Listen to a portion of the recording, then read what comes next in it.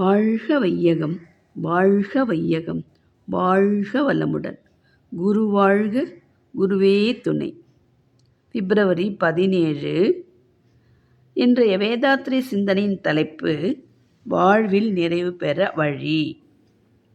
நாம் பொறுப்புணர்ச்சியில் அழுத்தமாக நின்று கொண்டு மற்றவர்கள் இவ்வாறு தான் நடக்க வேண்டும் என்று நாம் எல்லை கட்டிக்கொண்டால் நமது விருப்பத்துக்கும் முடிவுக்கும் ஒத்துவராத எவர் மீதும் வெறுப்பு உண்டாகும். நமக்கு வாழ்வில் என்றுமே நிறைவு ஏற்படாது. நமது பொறுப்புணர்ச்சி, கடமை இவற்றின் கூறாக உலகையும் மக்களையும் நம்மோடு வாழ்வில் தொடர்பு கொள்வோர்களையும் அவர்கள் தம்மை செயல் இவைகளையும் அவை அமைத்து உள்ளதாக ஒப்புக்கொள்ள வேண்டும். இந்த மனவிரிவில் இலகில் நின்று கொண்டு மீண்டும் நன்மையும் உலகையும் நோக்குவோம்.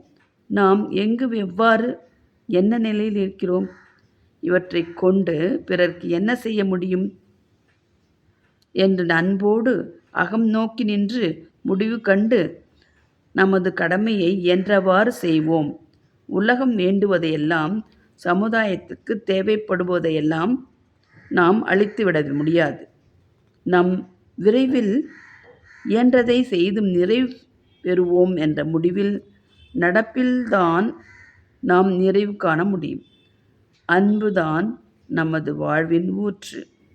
சிறிது வெறுப்புணர்ச்சி ஆனாலும் அது நமது உள்ளத்தை இனிமை கடச் செய்யும். அருட்தந்தை வாழ்க வளமுடன்.